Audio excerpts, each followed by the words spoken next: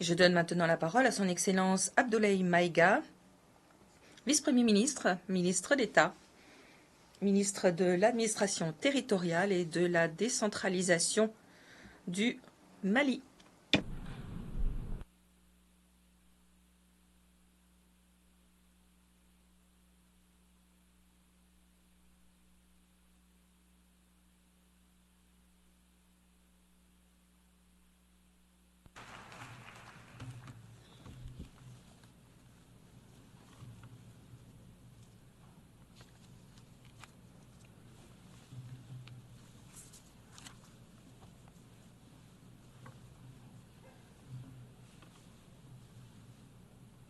Monsieur le Président de l'Assemblée générale, Mesdames et Messieurs les chefs d'État et de gouvernement, Monsieur le Secrétaire général de l'Organisation des Nations unies, Mesdames et Messieurs, à l'entame de mes propos, je voudrais vous adresser les chaleureuses salutations de Son Excellence le colonel Assimi Goïta, président de la transition, chef de l'État du Mali, celles du gouvernement et du peuple malien. Je voudrais ensuite vous adresser, Monsieur le Président, les chaleureuses félicitations de la délégation malienne pour votre brillante élection à la présidence de la 79e session de l'Assemblée générale. Votre beau pays, le Cameroun, pays africain frère et ami, entretient d'excellentes relations avec mon pays.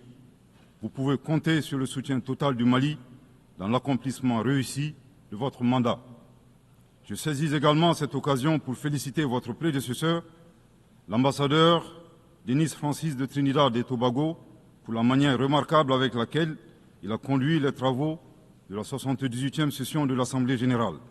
Enfin, permettez-moi de réitérer à Monsieur le secrétaire général de l'ONU, Monsieur Antonio Guterres, nos encouragements à poursuivre les efforts pour la réalisation des nobles objectifs de notre organisation commune. Monsieur le Président, le 26 juin 1945, en signant la Charte des Nations unies à San Francisco, les peuples se sont résolument engagés, je cite, à préserver les générations futures du fléau de la guerre qui, 2 fois en l'espace d'une vie humaine, a infligé à l'humanité d'indicibles souffrances. Fin de citation. Aujourd'hui, l'occasion nous est offerte de nous prononcer sur le thème suivant, ne laisser personne de côté, agir ensemble pour la promotion de la paix, du développement durable et de la dignité humaine pour les générations présentes et futures. Le choix de ce thème qui intervient 79 ans après la signature de la Charte des Nations unies est-il un pur hasard ou le résultat d'une construction mentale? Nous l'ignorons. Cependant, force est de constater malheureusement que se pose encore avec forte acuité la problématique de la préservation des générations, non seulement celle du futur, mais également la nôtre. Est-ce pour autant un échec des Nations unies? Incontestablement, une évaluation objective avec des recommandations réalistes de notre système collectif serait salvatrice pour notre devenir. Monsieur le Président, le Mali salue la pertinence de ce thème qui est d'une actualité brûlante, tant il est vrai que les tensions et les guerres en cours continuent, hélas, de menacer la paix et la sécurité internationale, le développement et les droits fondamentaux des populations. Cette remarque est celle d'un pays qui a connu depuis 2012 une crise multidimensionnelle complexe ayant entraîné la perte de plus de la moitié de son territoire et de nombreuses victimes innocentes, suite à une association à la fois incestueuse et opportuniste de groupes terroristes et de groupes armés. Monsieur le Président, le drame du Mali remonte à l'allégeance à Al-Qaïda du groupe salafiste pour la prédication et le combat, le GSPC algérien, le 11 septembre 2006, exacerbé par l'intervention militaire hasardeuse de l'OTAN en Libye en 2011. La déstabilisation de ce pays frère a aggravé les facteurs d'insécurité dans nos pays, à savoir le terrorisme, les trafics en tout genre, le blanchiment de capitaux, les conflits communautaires manipulés par les terroristes et leurs sponsors étatiques étrangers et les actions violentes d'individus isolés. Pour leur part, les autorités maliennes, après avoir fait le constat de l'échec des forces internationales présentes sur le territoire national depuis 2013, ont décidé de reprendre leur destin en main. Ainsi, depuis le 7 juin 2021, après la prestation du serment de son Excellence le colonel Assimi Goïta comme président de la transition chef de l'État, s'est ouvert un vaste chantier d'équipement et de réorganisation des forces de défense et de sécurité associé à un projet de refondation du Mali. Les Assises nationales de la refondation, lancées en décembre 2021, ont permis aux Maliens de procéder à un diagnostic exhaustif des causes de la crise, puis d'adopter 517 recommandations pertinentes. À ce sujet, après avoir vécu une insécurité imposée par l'état de nature, le constat concernant le Mali est effarant. Violenté, humilié, pillé et torpillé, abandonné en plein vol, poignardé dans le dos, les expressions ne sont pas limitatives pour décrire la souffrance subie par le peuple et les forces de défense et de sécurité maliens. Fort de cette expérience et réalisant que le péril malien ne résultait que de l'état de nature, son Excellence le colonel Assimi Goïta, président de la transition chef de l'État, s'est contraint d'élaborer une vision réaliste de la géopolitique en convoquant un proverbe populaire en langue bambara, ici traduit librement et contextualisé, je cite, « La succulence de la sauce des uns dépend du pillage des bovins des autres ». Fin de citation. Thomas Hobbes, décrivant l'état de nature de manière identique, affirmait, je cite, que l'homme est un loup pour l'homme. Grâce à ce proverbe qui fait référence à la gastronomie et à la cinégétique, le chef de l'État décrit la dure réalité impitoyable des relations internationales et surtout la place de l'Afrique, dont le pillage des matières premières a servi au développement des autres et non celui des Africains dans leur grande majorité. À cette vision s'ajoute une orientation du chef de l'État qui appelle les Maliens, dans le cadre de la refondation, à redevenir eux-mêmes. En effet, le chef de l'État a procédé le 23 avril 2024 au lancement du programme national d'éducation aux valeurs, qui vise un retour aux sources sans lesquelles il serait difficile d'envisager un avenir radieux pour notre pays dans sa quête légitime de souveraineté. L'invitation à redevenir nous-mêmes ne saurait faire l'économie de la question de savoir qui nous sommes. La réponse immédiate à cette interrogation est donnée par la devise du Mali, un peuple, une grande famille, nation cosmopolite, un but, magnifier la diversité dans l'unité, unis pour bâtir le bien commun, et enfin une foi, la foi à ce que Dieu a donné comme ressource pour la réalisation de la prospérité. En vue de donner plus de relief à la définition du Malien, le professeur Ibrahim Diaye, expert au sein du comité chargé de la mise en œuvre du programme national d'éducation aux valeurs, indique que le Malien se caractérise d'une part par 5 valeurs cardinales, à savoir l'humanitude, l'empathie, l'obligation de transmettre les valeurs humaines aux générations futures, le sens de l'honneur, l'acceptation de la différence et de l'altérité au plan sociétal, humain et culturel, et d'autre part, 5 principes inviolables en lien avec le pays lui-même, à savoir un Mali indivisible, inaliénable, non hypothécable, nul ne peut en disposer comme propriété privée, impérissable. Monsieur le Président, en privilégiant d'être eux-mêmes, les Maliens créent une troisième voie, ne pas devenir des prédateurs, des barbares sans foi ni loi, à la recherche des bovins d'autrui, ne pas devenir les éternelles victimes impuissantes face à la prédation. La voie médiane promue par le Mali consiste à réaliser notre développement en empruntant un chemin plus vertueux. Veiller au respect de notre souveraineté tout en respectant celle des autres. Refuser l'hétéronomie tout en refusant de nous ingérer dans les affaires intérieures des autres. Être ouvert à tous les partenariats sur une base gagnant-gagnant. Aussi, il est important de relever que ces principes et valeurs caractérisent, mutatis mutandis, les peuples frères du Burkina Faso et de la République du Niger. Concernant le processus de transition politique au Mali, il convient de rappeler que, à l'issue des assises nationales de la refondation, le peuple malien a fait le choix de mener des réformes politiques avant d'organiser les élections, en vue d'ancrer profondément une gouvernance vertueuse.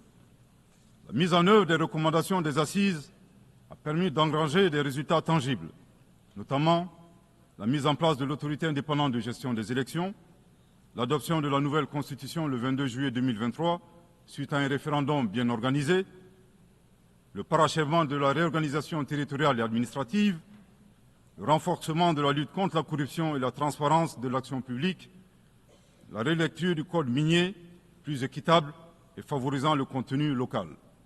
Monsieur le Président, soucieux de pérenniser l'unité nationale, fondement de tout développement, le chef de l'État a annoncé le 31 décembre 2023 la tenue du dialogue intermalien pour la paix et la réconciliation afin, dit-il, d'éliminer les racines des conflits communautaires et intercommunautaires dans le but ultime de réconcilier les communautés.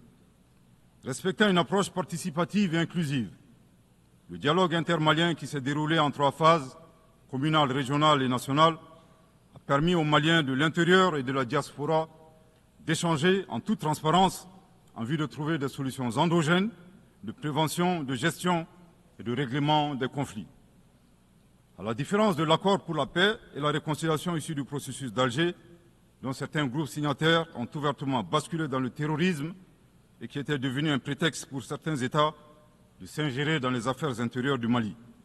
Le dialogue intermalien a permis aux Maliens de laver leur linge sale en famille sans aucune interférence extérieure. Après la fin de l'accord d'Alger le 25 janvier 2024, aujourd'hui, le dialogue intermalien et ses recommandations officiellement remises au chef de l'État le 13 mai 2024 demeurent le seul cadre de règlement des conflits internes. Nous réitérons un appel à tous les Maliens à s'inscrire dans cette dynamique de réconciliation, une étape indispensable au retour à l'ordre constitutionnel apaisé et sécurisé grâce à l'organisation d'élections présidentielles.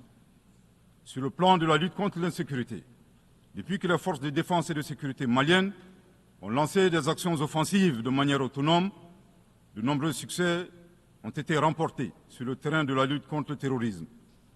Toutes les régions ont été reprises des mains des groupes terroristes, notamment la région de Kidal, le 14 novembre 2023, à la suite d'une opération militaire mémorable.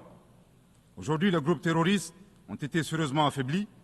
Les forces de défense et de sécurité sont déployées sur l'ensemble du territoire national. En outre, les actions offensives de nos forces se poursuivent pour démanteler les réseaux terroristes résiduels. Le gouvernement du Mali reste conscient que la réponse uniquement sécuritaire a ses limites. C'est la raison pour laquelle, en appui à l'action militaire, le gouvernement du Mali s'est doté d'une stratégie globale et intégrée ayant pour objectif la restauration de l'autorité de l'État sur l'ensemble du territoire national. Elle comprend des mesures politiques, administratives, de développement économique et social, y compris le dialogue avec les groupes armés et la fourniture des services sociaux de base à nos braves populations. En dépit de ces résultats fort appréciables, ces groupes criminels gardent encore une certaine capacité de nuisance dans leur tentative désespérée de porter atteinte à notre intégrité territoriale et de terroriser nos populations. Avec, et je me dois de le déplorer du haut de cette tribune, le soutien de sponsors étatiques étrangers. Les sponsors étatiques étrangers. Après des années de dénonciation de ces acteurs étatiques qui soutiennent le terrorisme international, les autorités ukrainiennes ont violé ouvertement et de manière inédite la Charte des Nations Unies, ainsi que les conventions et résolutions pertinentes des Nations Unies relatives à la prévention et à la lutte contre le terrorisme, lorsque des officiels de ce pays, ayant confondu la scène internationale et la scène de théâtre, ont avoué la participation active de leur pays à la lâche attaque terroriste ayant visé une patrouille des forces de défense et de sécurité du 24 au 26 juillet 2024 à Tinzaouatin, dans la région de Kidal. Monsieur le Président, au regard de la complexité de la situation au Sahel, et motivés par leur seul désir de prendre le destin de leur pays en main, Leurs Excellences, le capitaine Ibrahim Traoré, président du Faso, chef de l'État du Burkina, le colonel Assimi Goïta, président de la transition, chef de l'État du Mali, et le général de brigade Abdourahmane Tiani, président du Conseil national pour la sauvegarde de la patrie, chef de l'État du Niger, ont dans un premier temps institué l'Alliance des États du Sahel, une architecture de défense collective et d'assistance mutuelle dans la lutte contre le terrorisme, en signant la charte du Litpako-Gourma le 16 septembre 2023. 10 mois plus tard, précisément le 6 juillet 2024, les pères fondateurs de l'AES ont souverainement décidé de transformer ce mécanisme en une confédération centrée sur 3 axes: la diplomatie, la défense et le développement, avant de parvenir à terme à une fédération. En si peu de temps, des résultats édifiants ont pu être obtenus dans la lutte contre le terrorisme grâce à la mutualisation des moyens de défense, des opérations militaires conjointement menées et un engagement sans faille à éradiquer le terrorisme. C'est la raison pour laquelle les États membres de la Confédération des États du Sahel ont adressé le 19 août 2024 une lettre conjointe au Conseil de sécurité des Nations Unies pour dénoncer le soutien des autorités ukrainiennes au terrorisme international, condamner l'agression contre le Mali, demander au Conseil de sécurité de prendre des mesures appropriées contre les autorités ukrainiennes.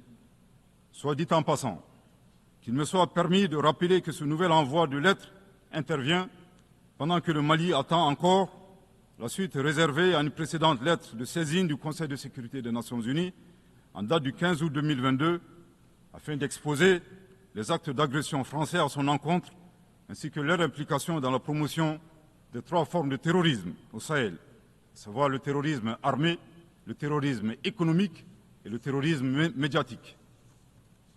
Couvrant une superficie de 2 758 000 km², avec 71 millions d'habitants, majoritairement jeunes, un potentiel économique exceptionnel, un sous-sol riche de la quasi-totalité des éléments du tableau de Mendeleïev, la particularité de la Confédération des États du Sahel réside dans l'état d'esprit des chefs d'État, des peuples et des forces de défense et de sécurité de la Confédération, forts de leur dignité et de leur honneur.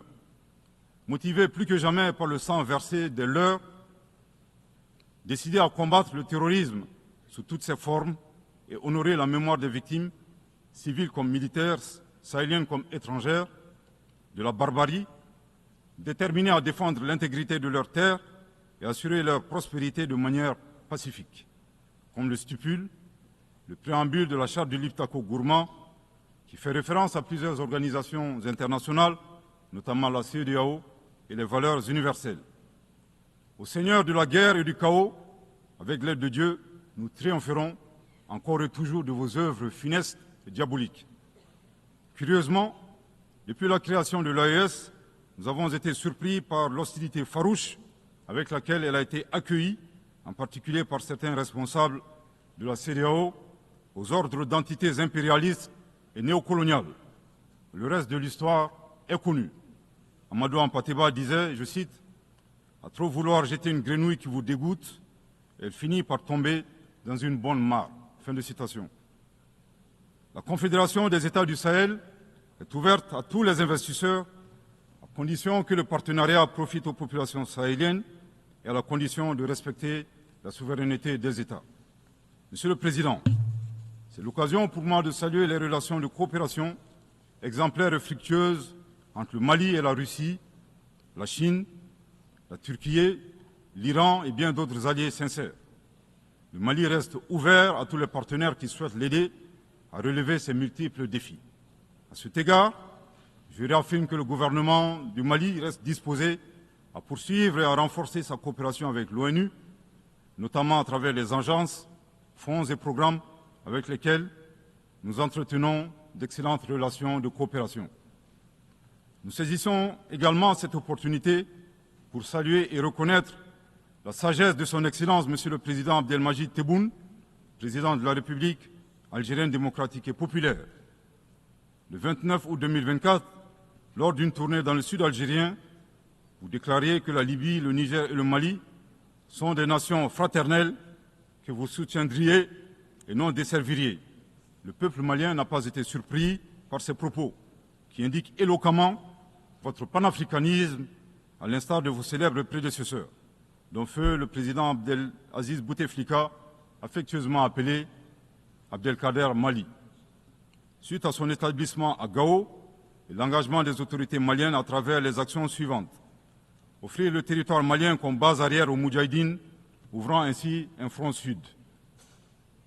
Participer aux affrontements armés contre le colonisateur français en déployant des combattants maliens aux côtés des Moudjahidines sur le territoire algérien pour défendre la liberté et la dignité des Algériens. Défendre la cause algérienne dans toutes les instances diplomatiques jusqu'au recouvrement de leur indépendance. Cependant, il est de notre devoir d'appeler votre haute attention sur les propos incongrus de vos collaborateurs, allant à contresens de votre souhait de promouvoir des relations harmonieuses avec vos voisins dans le Mali. Le 31 juillet 2024, le ministre algérien des Affaires étrangères déclarait que la crise malienne n'avait pas besoin de solution militaire. C'était un conflit entre frères. La solution ne peut être que politique.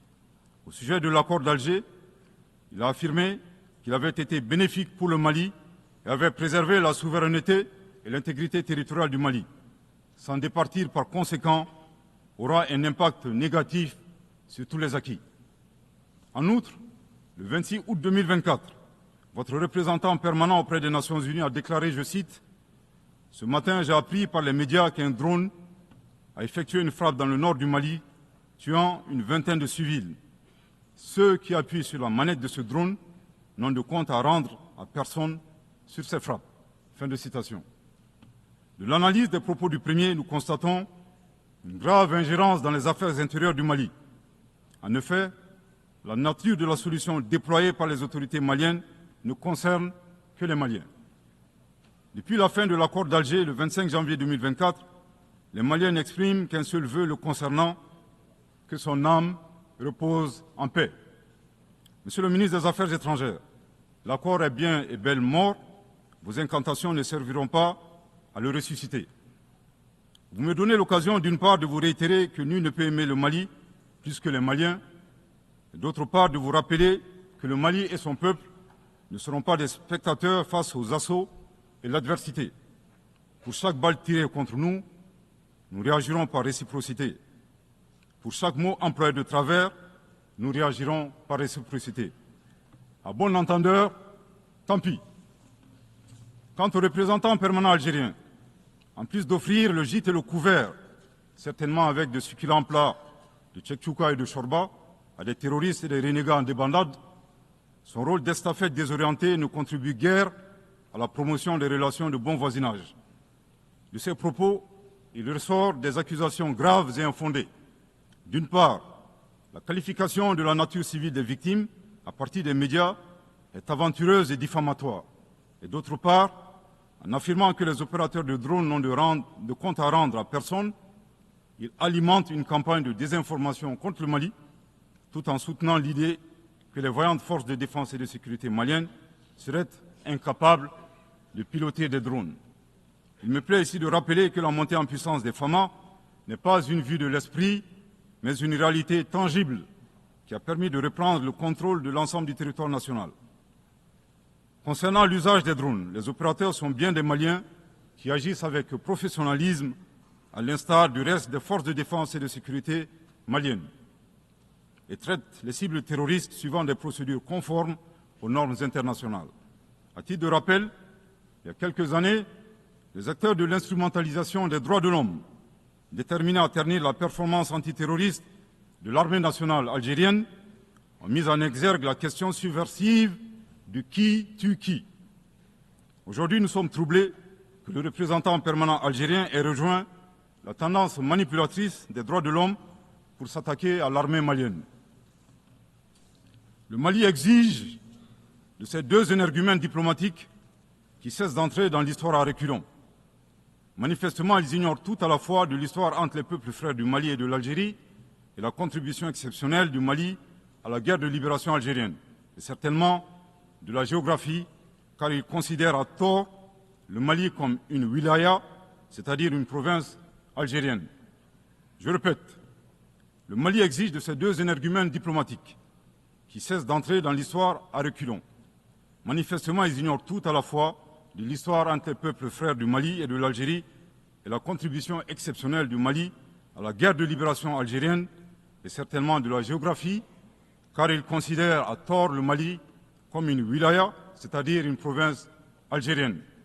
Je répète pour une dernière fois, le Mali exige de ces deux énergumènes diplomatiques qui cessent d'entrer dans l'histoire à reculons. Manifestement, ils ignorent tout à la fois de l'histoire entre les peuples frères du Mali et de l'Algérie et la contribution exceptionnelle du Mali à la guerre de libération algérienne et certainement de la géographie, car ils considèrent à tort le Mali comme une wilaya, c'est-à-dire une province algérienne. Monsieur le Président, sur la situation régionale et internationale, le Mali reste très attentif au développement en cours en Afrique et dans le reste du monde. Ainsi sommes-nous préoccupés par le niveau de violence au Moyen-Orient, notamment dans les territoires palestiniens occupés. Le peuple malien réaffirme son soutien au peuple palestinien frère dans sa lutte légitime pour l'autodétermination. Le gouvernement du Mali réitère son appui à la solution à 2 États, Israël et la Palestine, vivant côte à côte, en paix et en sécurité, à l'intérieur de frontières sûres et internationalement reconnues. Nous condamnons sans réserve l'usage indiscriminé de la force par l'armée israélienne contre les Palestiniens. Au plan humanitaire, le Mali est préoccupé par la situation précaire des millions de réfugiés et de déplacés internes dans le monde, du fait des conflits armés, des catastrophes naturelles et des changements climatiques.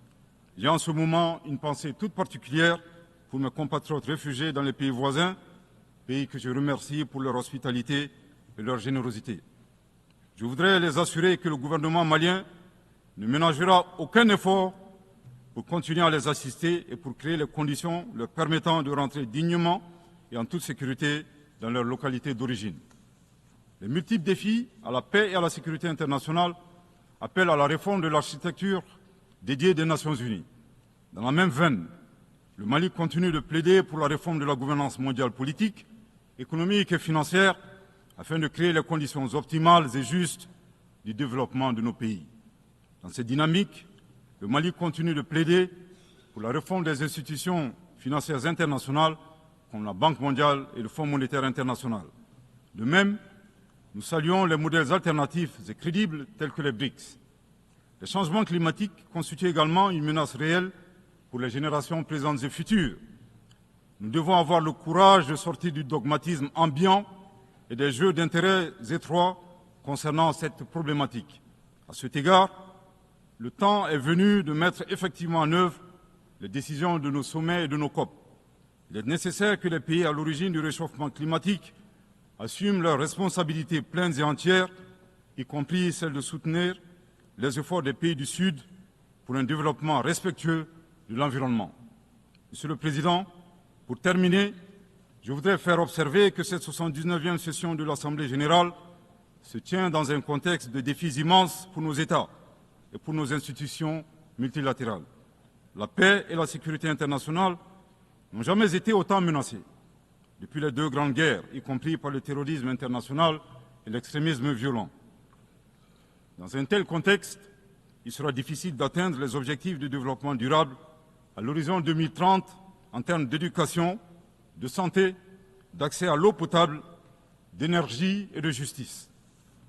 Cependant, malgré ces péripéties, le Mali reste disposé à jouer toute sa partition dans la mise en œuvre de ses engagements nationaux et internationaux, tout en gardant un certain espoir en l'avenir. Que Dieu bénisse le Mali et préserve les Maliens des forces obscurantistes et destructrices du monde. Que Dieu bénisse la Confédération des États du Sahel et préserve les populations sahéliennes des forces obscurantistes et destructrices du monde. Que Dieu bénisse l'Afrique et préserve les Africains des forces obscurantistes et destructrices du monde. Que Dieu bénisse le monde et préserve l'humanité entière des forces obscurantistes et destructrices du monde. Je vous remercie de votre très aimable attention.